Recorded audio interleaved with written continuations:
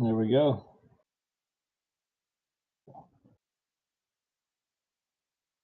Recording has started. Need some So it intro doesn't music. auto record. Doesn't auto record. Da, da, da.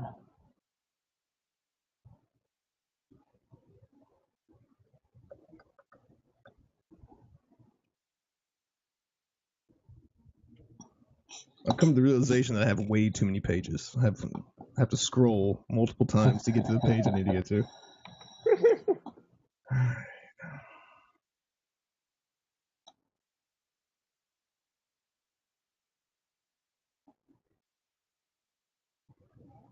Hell yeah, it is. That's cute. I like that. There we go.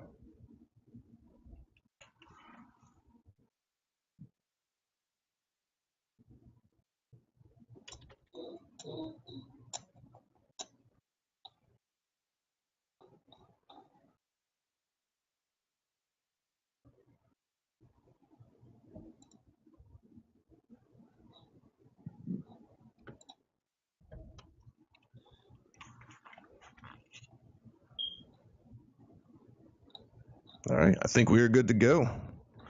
Good deal. All There right. we go. All right, everybody.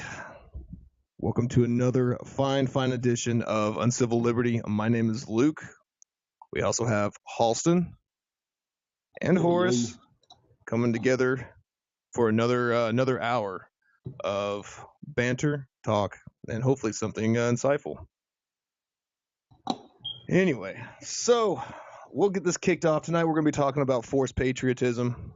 We've got a new setup, a new platform that we're also testing out. So anybody watching, you get the first look at this thing called Blue Jeans that I saw last week that I wanted to kind of play with, and it seems like this may actually be one that we're going to keep around. We don't have a chat like the other platform that we had. So any comments you want to make, put it over there on Facebook, and we'll try to keep an eye on it the best we can.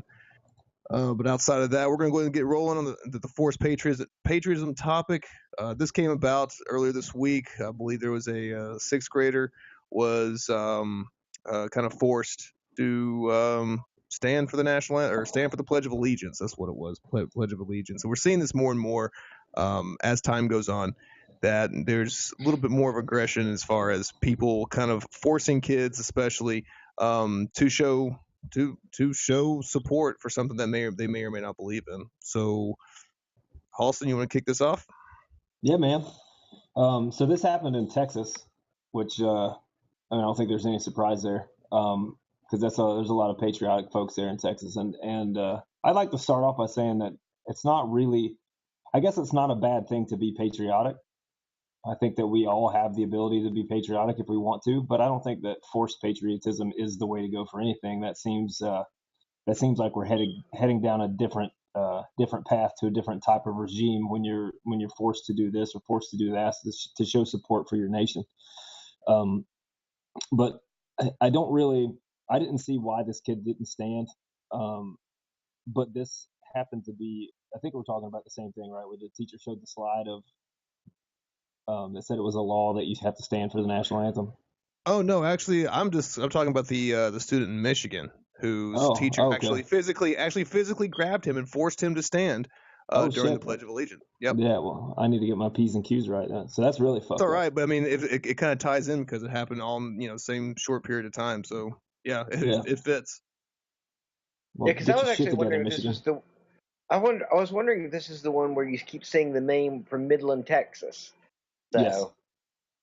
Yeah, that's what I was talking about. I didn't know about the one in Michigan. Oh yeah. And I can find out more about Midland, and I didn't think about it until just a few minutes ago. I've got a friend who's moving from Midland right now. Yeah, this is the teacher put a slide up that was basically like stand for the Pledge of Allegiance of the United States because it's a law.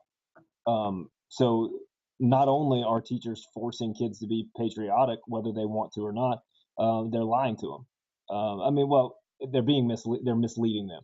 So yes, there is a United States code that mentions what you're supposed to do, but it's in an advisory code. It's telling you what you should do when you hear the national anthem or when you say the Pledge of Allegiance. It's saying these are our typical customs that you're supposed to do when these things happen.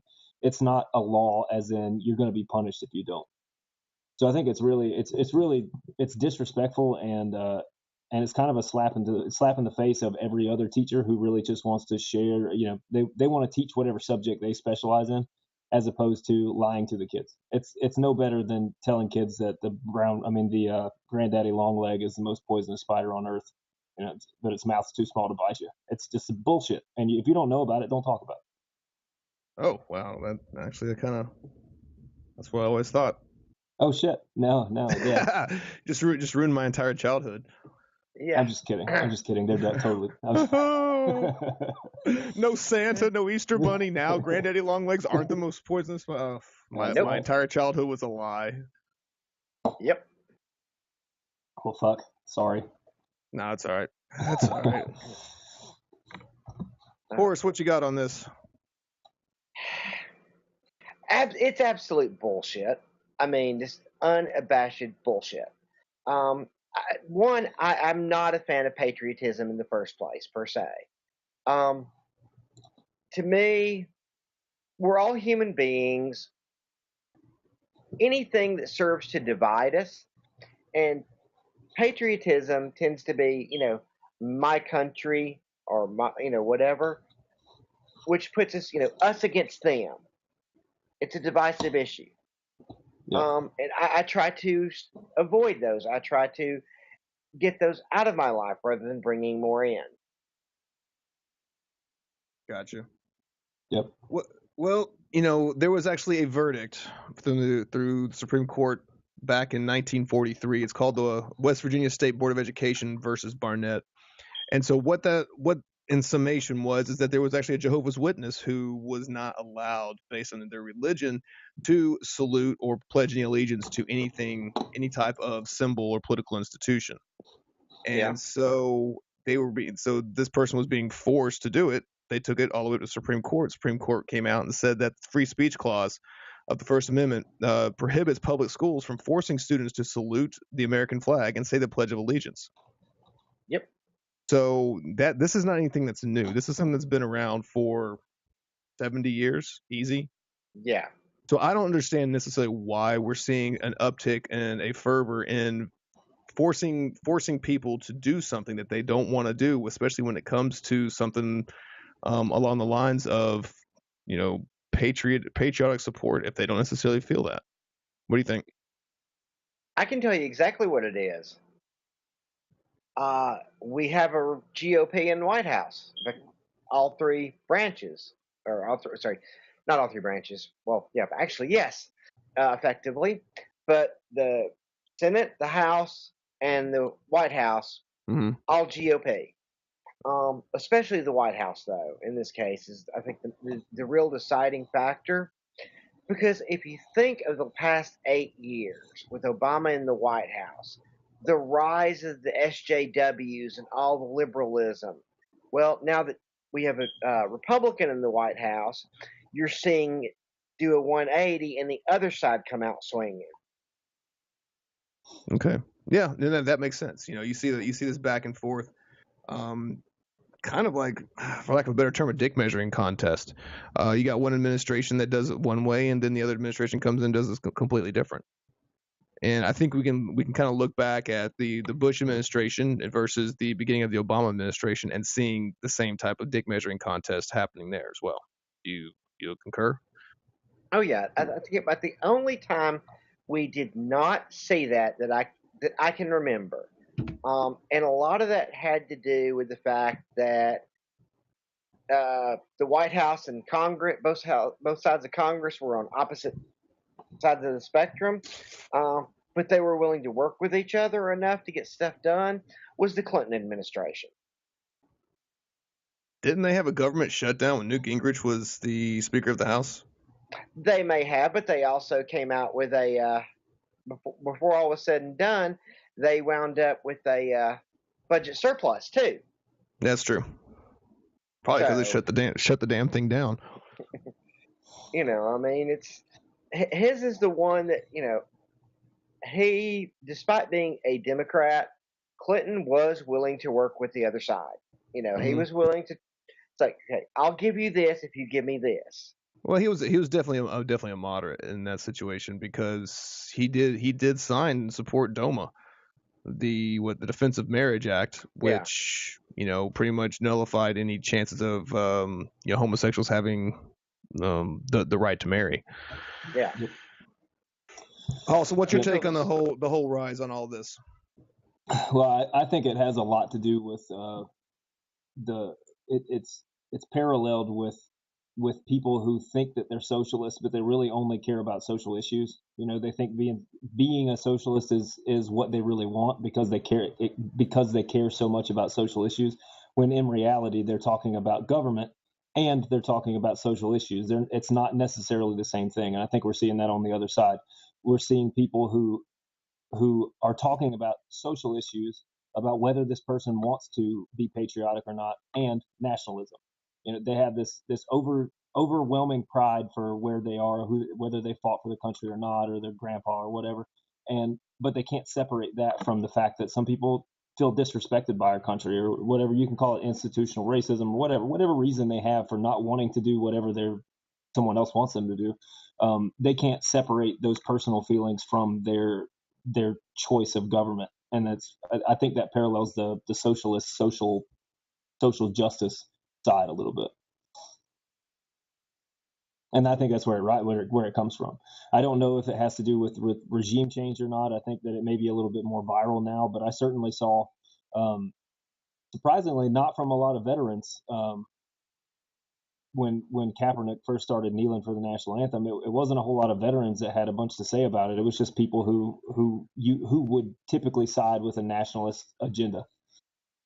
Yeah, and that's actually a really good point because we started seeing this become more and more popular when he took that stance and said, no, I'm not gonna stand.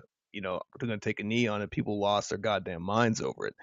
But we're seeing. Do you think that we're seeing, because he took a stand on a national stage, more and more people are kind of stepping up and saying, you know what, if I don't have to do this. I'm not required to. I'm not obligated to do this.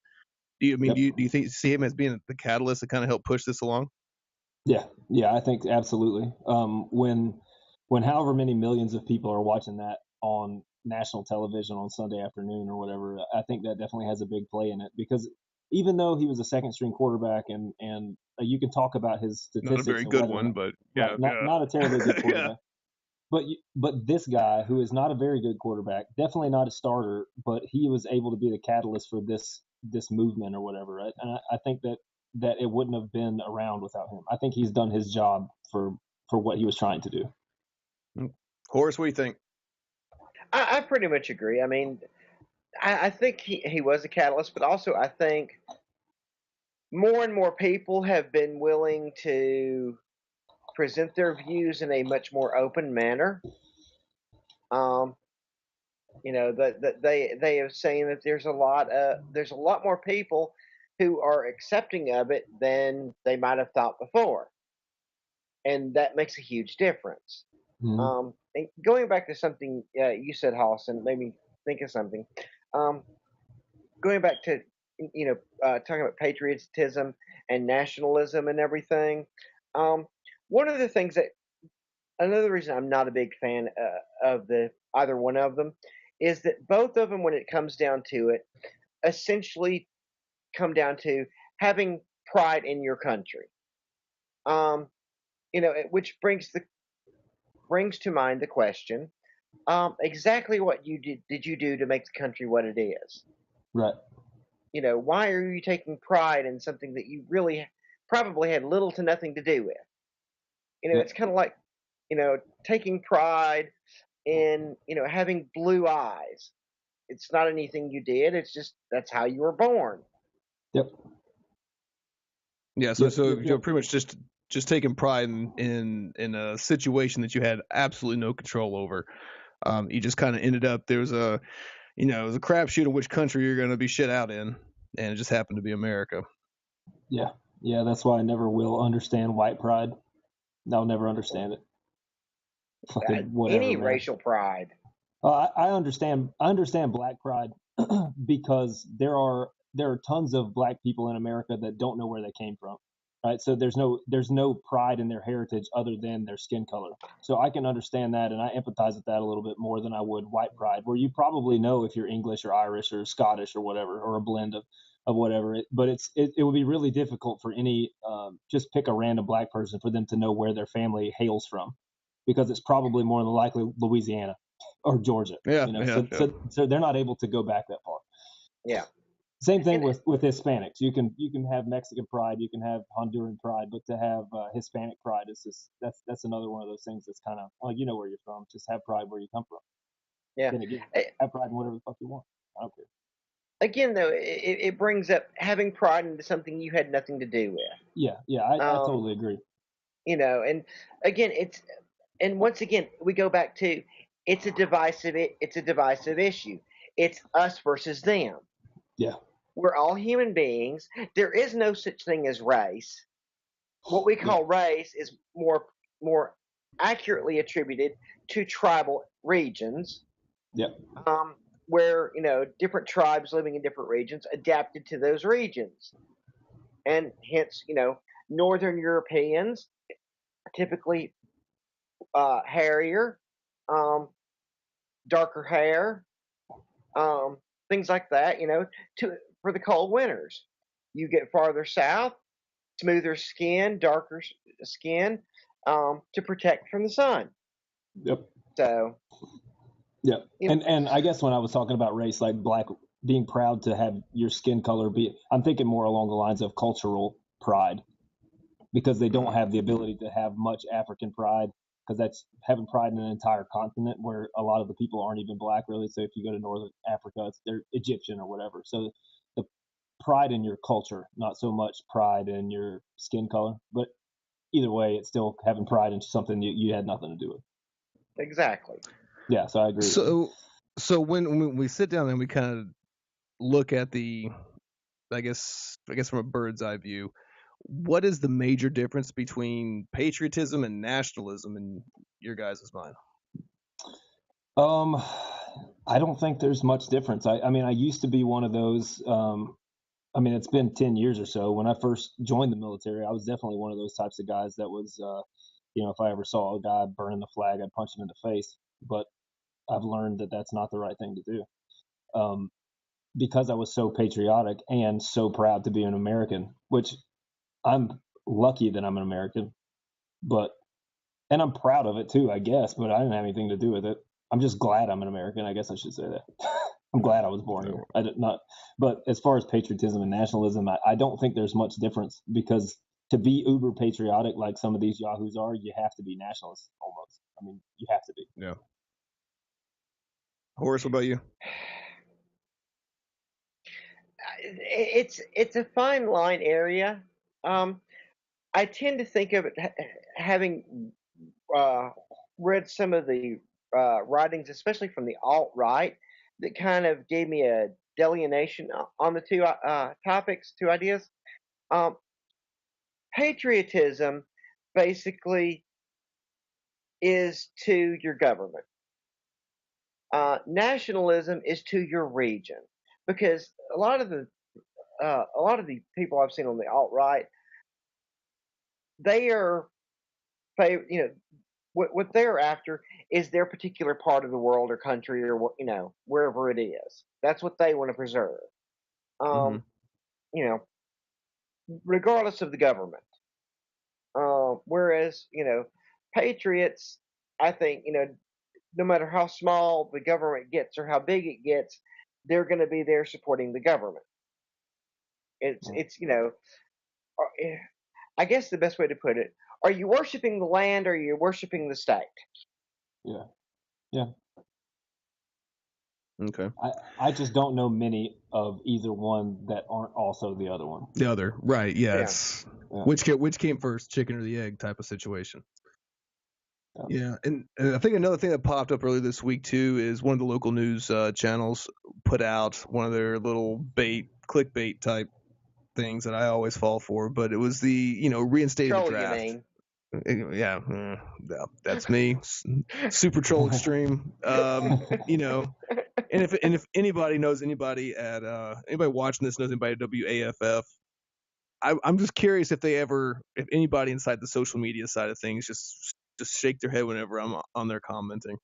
But they were talking about reinstating a forced draft, and I kind of went out there and I was like, I do believe we banned slavery a while back, and let me tell you, they came out in full force. Yes. The term I used was mouth breathers, because these are the people who, they must shit red, white, and blue, because that's the only thing that matters to them, and they can't stop for a second, take a step back, and saying, how effective is a military that utilizes force to staff the military versus a true volunteer type army. And this is whether or not you agree with the military and politics and this, that, or the other, just the logical aspect. Would you rather have an army full of people who want to be in the army, or a bunch of people who have to be in the army? And we can see how well the draft worked in Vietnam, because we did amazing stuff out there. We totally won that. Lost like no lives whatsoever. Everybody came home, right? No, that's not the case. And so, and that kind of feeds into this whole forced participation, forced patriotism, forced, to interact and do, stuff, that you don't want to do, that you don't feel compelled to do. From a libertarian standpoint, I don't see that any of these things actually exemplifies personal and individual sovereignty. Am I wrong? No. Nope. Not at all. And I think it virtually is the same thing.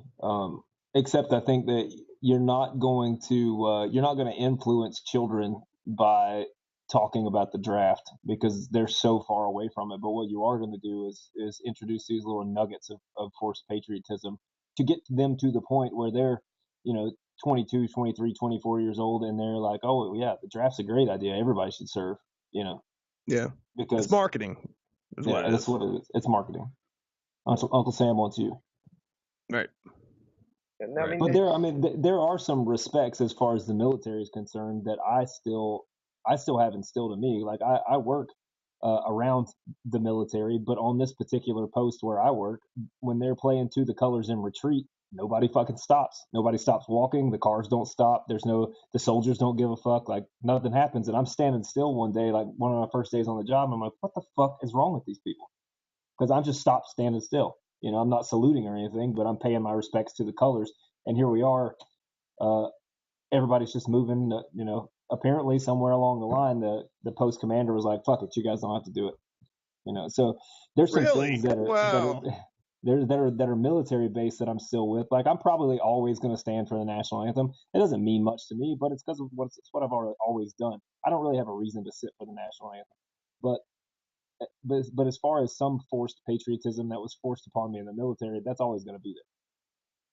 Yeah, but it's a learned behavior. I mean, that's when you hear it go off, if you're in uniform, you stop, you turn, and you do. Otherwise, you get your ass handed to you real quick. So that's why I'm kind of surprised that the base that you're in reference to is so very lax about this. Is it still an AIT facility too? No. Okay, I didn't know if they still had AIT. All right, contractors outnumber soldiers probably. Oh yeah, 10,000 to 1. I mean, I was gonna say astronomically. Yeah. So, I was kind of blown away by that.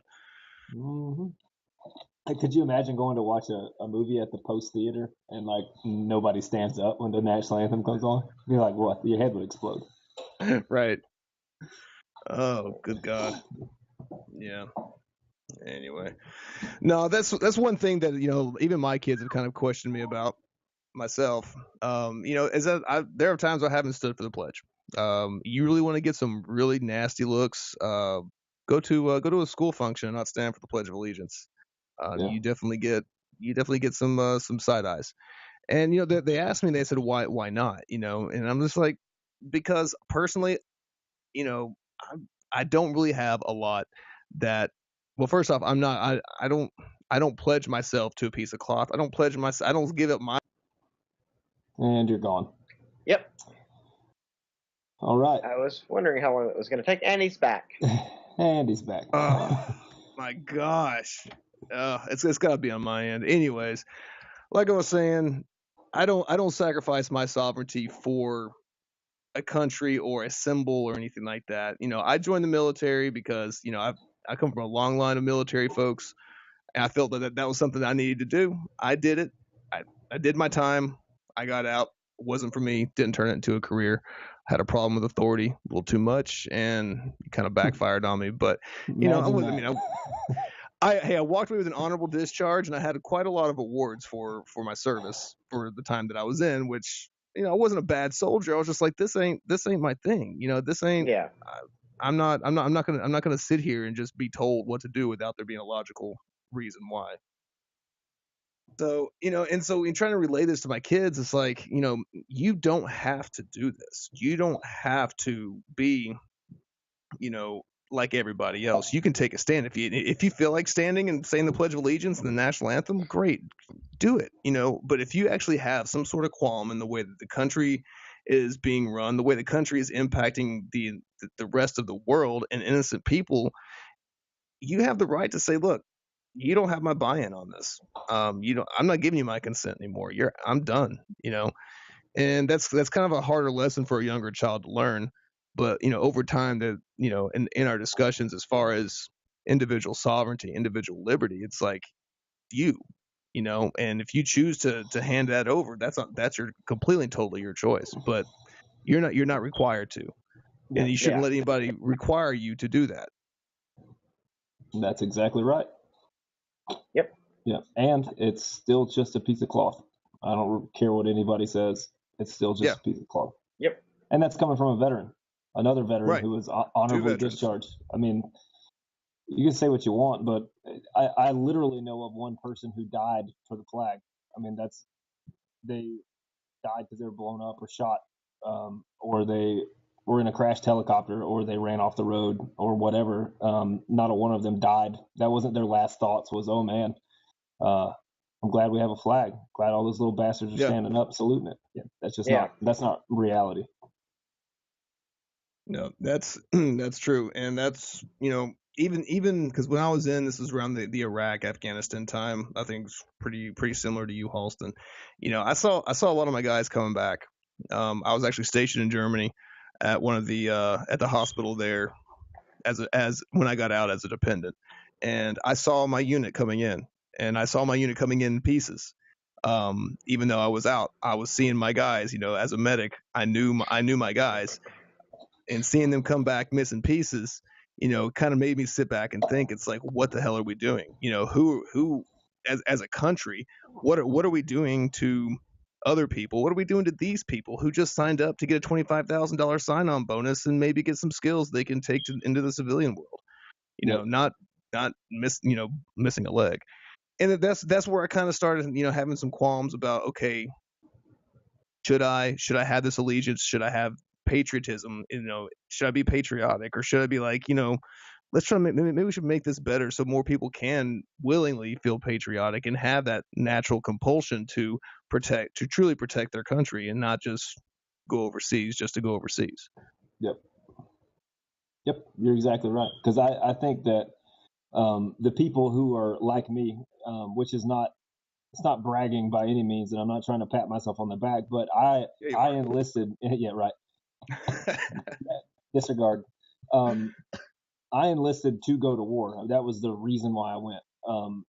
I wanted to be a combat troop. I wanted to go into combat, not because I wanted to kill some little brown people for America or anything like that, but that's just what I wanted to do. That was the career choice that I wanted. I wanted to be in the Army forever, and I wanted to be a combat troop, and it didn't work out.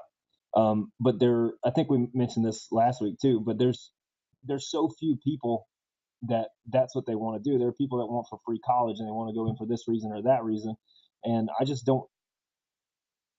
If they knew some of the things that we know as 30 somethings, they wouldn't do it because they come back so fucked up they can't see straight. So it's definitely a weird thing, especially when you teach kids at an early age that these colors are around because people died for them. And yeah, that may be true when you're talking the American Revolution or World War I, World War II, but for Iraq and Afghanistan, get the fuck out of here. Get the fuck out of here. Even GTO. Korea and Vietnam. I mean, Yeah. I mean, I think that the last time that our sovereignty, our nation as a whole was truly attacked. Okay, I'm not getting into the whole 9/11 debate. I don't want to have that conversation. I'm not gonna. I'm Yeah. not playing that game. I'm not. Yes, no, it was not Iraq. Yeah, okay. Was Pearl Harbor? Right. World War II. That was that was the last time that our sovereignty was questioned or I guess molested, for lack of a better term. Everything else since then has just been global politics. That's all it has been. And so, knowing what I know now after being in, it's like, do you truly want to create people who have to be pushed into the military by force because of some sort of patriotic or nationalistic duty that they have to do? Do you want to have them go in and then come back out 10 times worse? No. You want And to go in knowing that they're going to fight the kids and the little brothers of the guys that the people that you're replacing murdered. Like, is that what you Yeah. want? right. Whose fucking idea is this? And so and that was one of the things too that maybe not a lot of people were familiar with. And I've been around military a lot of my life, in some way, shape, or form. But a lot of the guys that came back from Vietnam who were forced to go there came back pretty fucked up because they didn't want to be there to begin with. They didn't have the mindset to okay, I'm going to do this. I want to go and do this for my country. No, they were like, fuck, I have to do this or I'm going to jail.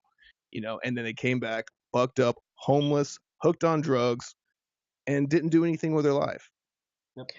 Is that really a country that you want to live in? Do you want to force people to become that? No.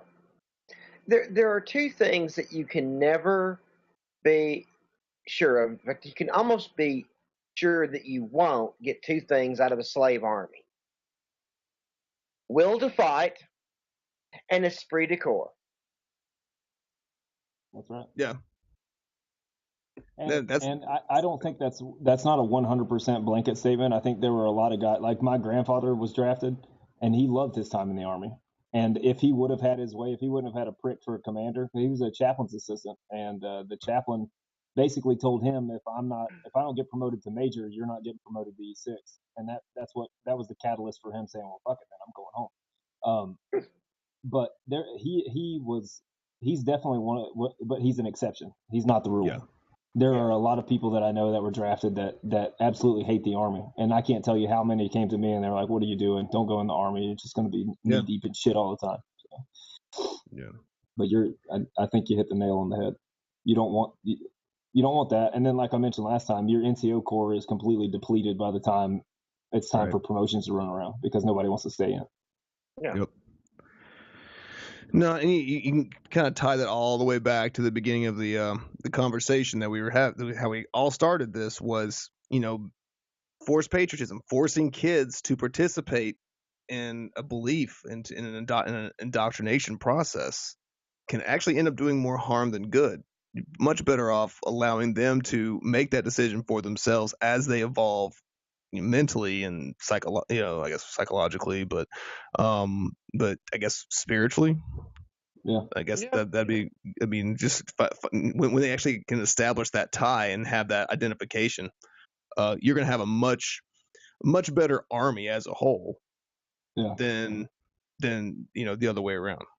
Yeah, and it's really funny. The people that think that forced patriotism is a good idea are also the people that would be like, yeah, we do need more prayer in school. So you can't even draw conclusions to that either. You can't be like, well, how would you like it if your kid was forced to pray every day? And they're like, fine, hell yeah, they're getting to heaven, red, white, and blue. Oh my God. Well, but the problem is that where the argument stops is how would you feel about your kids saying Muslim prayers in school? Yeah. Because if you allow one, you have to allow them all, and that's the thing that people that especially around here, the mouth breathers around here who are thumping their Bibles saying build a wall and let's go kill North Koreans, that's what they're not understanding is that if you allow one, you have to allow them all. Yep.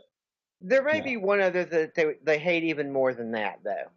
What, a Satanist? Yes, the Temple of Satan, to be specific.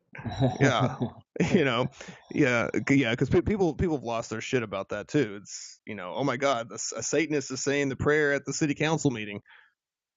You Well, guys say not it all just the that. fucking time.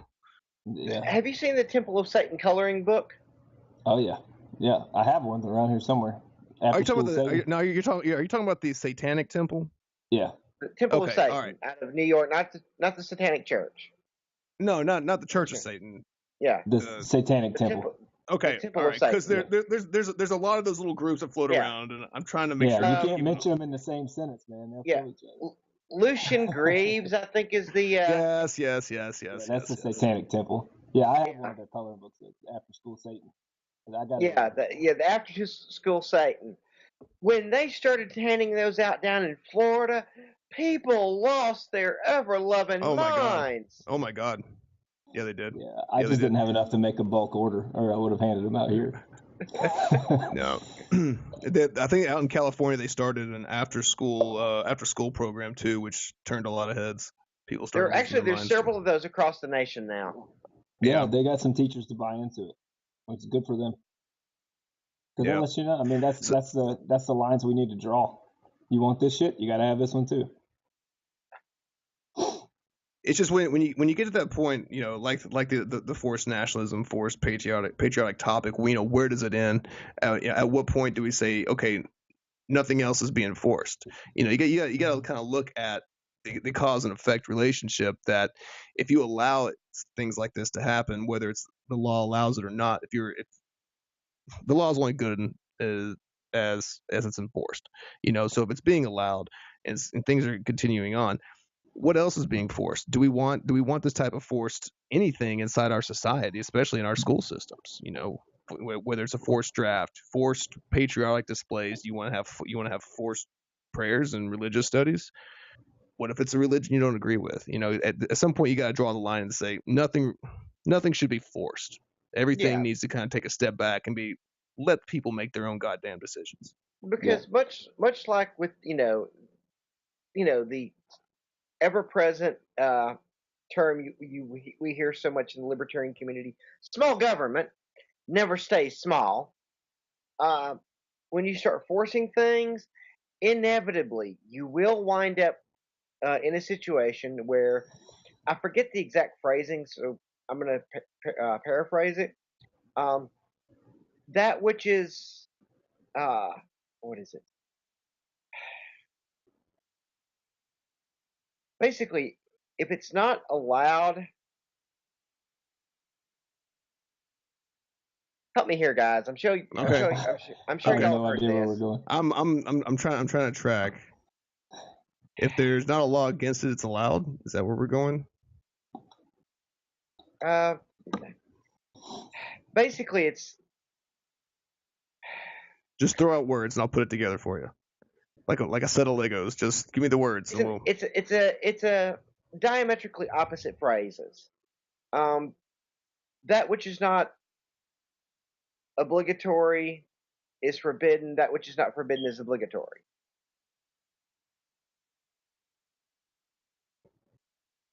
I think Okay. that works. I think that's right. That works.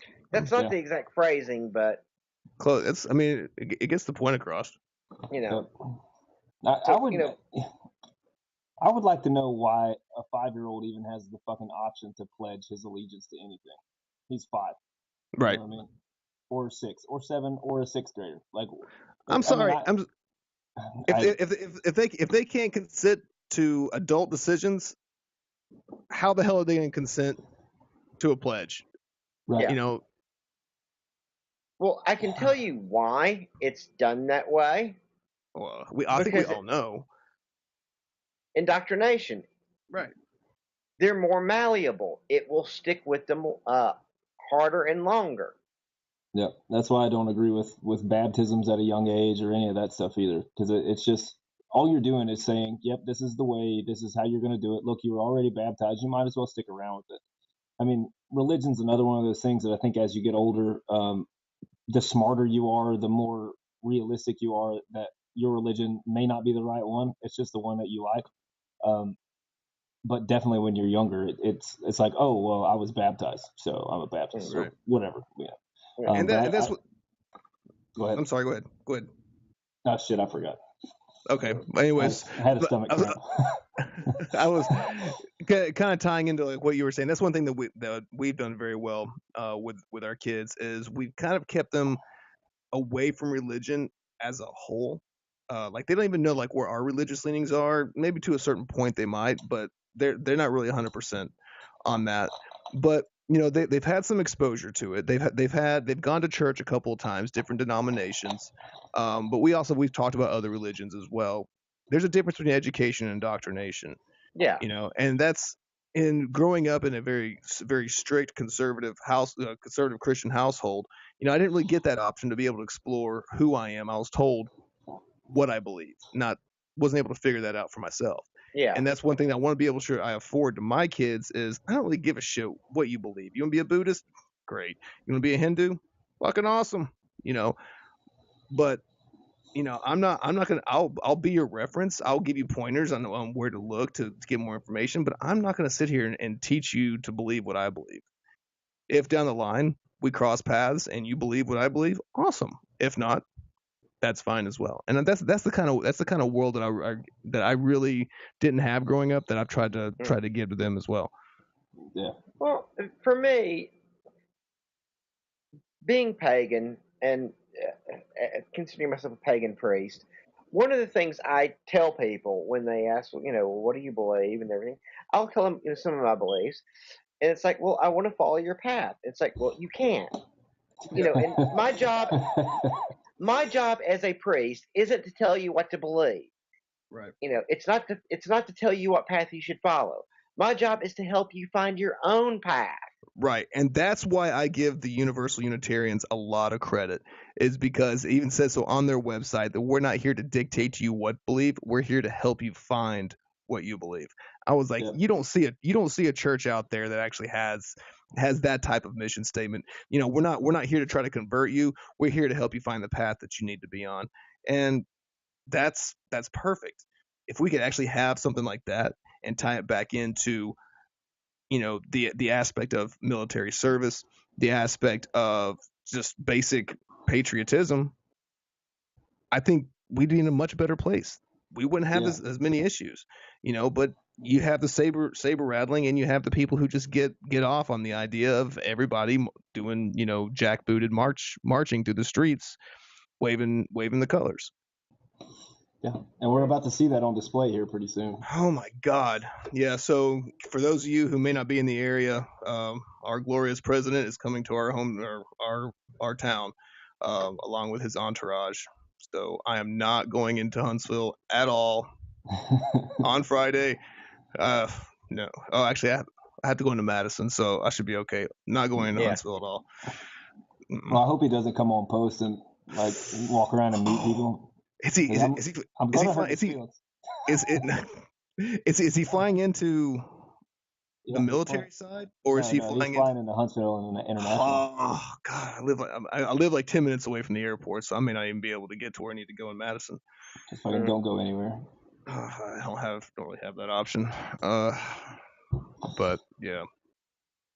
So what else we have on this? I guess to sum it all up, stop forcing people to do shit they don't want to do. Yeah.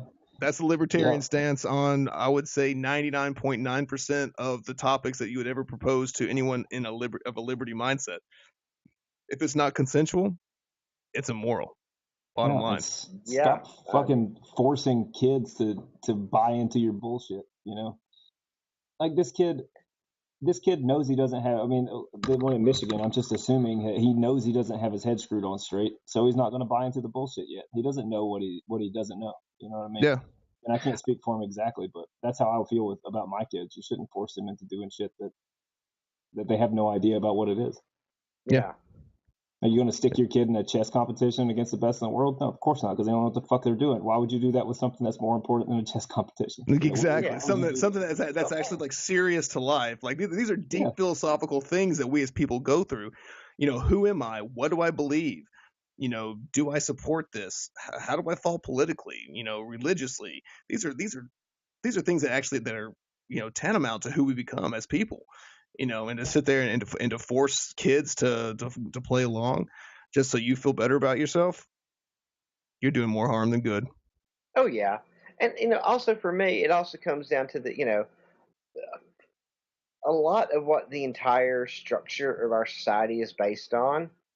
Um, if your ideas are so good, why do you need to enforce them at the barrel of a gun? Exactly. Right. Exactly. If they're so good, why aren't people just choosing it? Right.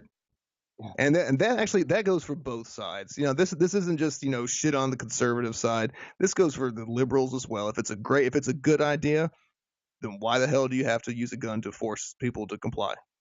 Yeah. Right. So I was thinking about that as far as like taxation. That's something we could probably spend 3 or 4 episodes on, just different Oh types of goddess, taxation. yes. But it's any of these things. If it's a good idea and people are going to consent willingly to it, you're good to go. If you have to force people into something, That's probably not a good idea. yeah, it's probably got some flaws that need to be worked out. Definitely. Yep. All right. Anything to add to this topic before we go to our dick of the week? I'm sure there's a lot of stuff to add, but I think we've largely covered it. All right. Well, so we have moved on to our dick of the week. I know everybody is waiting on bated breath for this. We've had some amazing dicks of the week. Let me tell you, some really big wangs the past couple of weeks. But this one actually popped up end of last week, I believe, is when we saw this. But if you didn't hear, apparently there is some sort of fad going on when it comes to shoving newborn babies down a toilet and trying to flush them. It's crazy. I don't know if this is because of the Planned Parenthood budget cuts. Maybe this is something that people are just trying to save some money and do it themselves. Abortion's not really a DIY type of project, but apparently the California, the McDonald's employee, he decided to go ahead and give birth and try to flush her newborn down the toilet while another employee was in the bathroom as well. And so, in case you missed it, you can pretty much go anywhere. Just type in "flushing newborn" into the Google search bar, and you will find her picture everywhere. 25 years old. This is not the first time she's given birth in a bathroom either. Nope. So apparently, 3 years ago. It appears that the bathroom is her place. It is her place to give birth. How's that baby doing? I don't know. I couldn't find anything about it. There was nothing to indicate that anything had ever happened to it. So apparently, the first time around, she had the baby and everything. Everything else went normally. This time, but of course, this time she had no idea she was pregnant. This is your second time around. You should know something. I have a hard time with any female that says I didn't know I was pregnant. Like you see that show on TV and you're just kind of like, how the hell do you not know? I can understand, okay, maybe in a case or two here and there, but there's like a lot of people don't know that they're pregnant. I don't know the science behind it, so I don't want to comment on what. I don't know. I think the basic one is not having a period for fucking more than 6 months. I think that's usually a dead ringer right there. Yeah, I could see if you hadn't had a period in a while because you're on birth control or whatever, and then you also birth control quit working or you skipped a day or whatever, then you got pregnant and then you still didn't have a period. I can understand that, but like I said, I don't know. I'm not a gynecologist anymore. I only play one on TV. But yeah. I'm just glad that I've never been in a McDonald's where two workers of the same sex were taking a break at the same time. They're usually pretty efficient in the bathroom. How the fuck did that happen? I mean, I'm glad it did, so that baby's still alive or whatever. But Jesus. Yeah. Sarah Lochner, age 25. She clocked out from an evening shift in Redwood City, California, and said that she had some stomach pains and went to the bathroom. Yeah, and found a large pool of blood, and she just said that she was having her period, and ended up she actually shit out a kid, and attempted to try to flush it. So honestly, everything that's gone on this week, the Georgia Tech cop, which was the runner-up. Which was the runner-up, shooting somebody with a goddamn Leatherman. He felt scared for his life. There's a comma there. What? The lady had a Leatherman. He didn't shoot somebody with a Leatherman. Oh yeah. Okay, that's fair. Oxford comma. Yeah, fix that around a little bit. Yeah, exactly.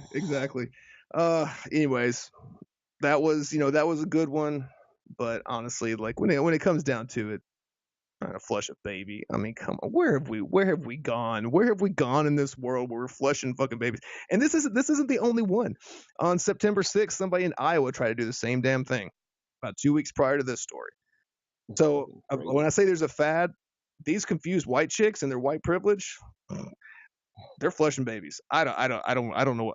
Where do you go with that? What is the cause for this, Halston? Horace, answer me. What is what is so wrong with our society that this is a thing? Reefer. Lack of It's the reefer. marijuana. No. Cops. And Gary Johnson, marijuana and Gary Johnson. That's what caused all this. No, people do not value life.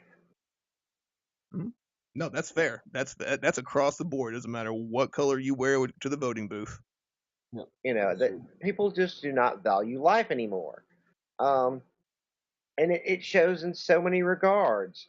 From the murder rates to abortion rates to stuff like this. I mean, the sanctity of life has been lost. Well, let me ask you. Let me ask you this though. What would be Roy Moore's response right now to your statement? Probably something I would want to shoot him for. Jesus, got to get more Jesus. When in all actuality, it's those guys who are actually causing a lot of the violence too. So yes, well, it goes back to this this meme I keep seeing online on Facebook, where a rabbi is teaching a class, and they're learning about different faiths and everything. I think was a comparative religion class, and he gets to atheists, and one of his students is like, well, aren't they bad? It's like, no. Like, if anything, you should seek to emulate the atheist, because when the atheist does something good, he's not seeking a reward in the afterlife. He's not looking for anything else. He's doing it because it's simply the right thing to do. No, I mean, he'd be doing it for personal gain too, but for a pat on the back or whatever. But yeah, you're right. Well, still, I mean, that's still the here and now. Yeah, yeah. It's this. We're not talking some theoretical afterlife, which my approach to is the same as my favorite authors. I have no evidence there is an afterlife. I have no evidence there isn't. Therefore, I shall not worry about it. Yeah. So, but no, I mean, just. Yeah. Oh, yeah, that's what I was gonna say. So not only she wasn't like she had her baby when this girl was like, "Oh, you had a period, huh? It's all over the floor." So she peeked her head over the top of the stall and saw this motherfucker had her hand on the baby's head, like giving it a swirly. It wasn't just like she was gonna casually try to flush the whole thing down the toilet and be like, "Whoops!" She was physically holding the baby underwater. And I don't know how amazing the plumbing is out in California, but we just had a baby, and I know just by looking at the dimensions of that sack of flesh and bones, it's not going to be easily flushable. So I don't understand, the I guess the lack of logic. I can't believe I'm not bringing logic into this conversation because who the fuck does this? Mouth breather. Yeah. Just straight whiskey tango across the board. But anyways, yeah. So what was her name again? I was kind of trying to find see if there's another story anywhere. Her name Jennifer M. Troglodyte. Troglodyte. Yeah. It was Sarah Lochner. Sarah Lochner, yep. Sarah Lochner, age 25. She's got her entire life ahead of her, but as of right now, sitting in jail with $11 million. $11 million. Holy shit. Yeah. Which I thought that may have been a record, and I did some bail research. That ain't even close to the highest bail ever issued in the U.S. Oh, I'm sure, but for California, that's pretty severe. I mean, I mean, like that's a lot of money. I mean, for her, Yeah. in order for her to even get a bail bondsman to help her, she's going to need what? 1.1? $3 million. 1.1 million. Yeah. 10%. 10%. Yeah. Oh, Yep, so they're she has cheap to- out there. Then it's 30%. Locally, Yeah, I believe. I think it just depends on where you depends go on how much it is too. It's if and how it much breaks of a a certain risk. threshold. Yeah. Yeah. So I mean, at least 1.1 million just to be able to get her to get out of jail. So we'll be. Go ahead. That's money she won't get back even if she did come up with it. Oh yeah. That's gone. I mean, that's money gone. But we will. I don't see anybody bailing her out. So we'll definitely create a certificate like we've done the past couple of weeks, and we'll post it on Facebook, and then we'll print it off and we'll mail it to her in jail. With our sincere gratitude for being scum of the fucking earth this week, giving us some way to kill 15 minutes of the show. And but she may be one of the few that will actually see it. Oh, maybe. Yeah, right. Because her mail's going to be opened. Oh yeah. Anything sent here is going to be open. The cops are going to see it. The guards will be like, "This is awesome." The cops are probably going to take it in. It's like, here. How bad would you guys feel if we went viral because of a girl tried to flush her baby down the toilet? I feel shitty for a minute. I would. I mean, going viral's great, but man, that'd be kind of it'd be my luck that I'd go viral for something that's AIDS is horrible. a virus too. Yeah, but at least we're not glorifying it. If we go viral because of it, it's because she really was the dick of the week. Yeah, that's right. Yeah. What a cunt. How about cunt of the month? We should actually start doing cunt of the month. Dick of the week and cunt of the month. Okay. So yes, Sarah, you will be getting a nice certificate that has little caricatures of dicks on it as our dick of the week. So congrats. If I can even say congrats, God. It's just horrible, and I sit there and I look at my kid, and I'll look at Shelby. I'll be like, who the fuck would do this? Who could do this? It's so goddamn easy to just go drop them off at the fire department or right. No, and I think California is one of those that's like severely no questions asked. Bam. Right. Yeah. Just give me your baby and get the fuck out of here. Right. Exactly. Save space or no, that's not it. It's a safe space. My feelings are hurt. I'm going to the fire department. I'm going to. If there is an afterlife, we're going to be there, buddy. This ain't going to be at the house. Fuck it. That's true. All right, so we're pretty much about done. You guys got anything else to add to this? Can't think of anything. Fuck baby killers. Baby killers. All right. Well, if nobody's got anything else, we'll go ahead and close down this fun show.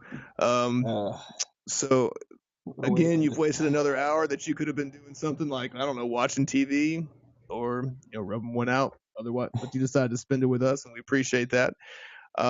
Check us out on Facebook. We have a website, uncivilliberty.com. We do have a Twitter that is not really doing anything at the moment. And we're starting to put stuff up on YouTube, so check out our YouTube page as well. But until next week, you guys have a good night.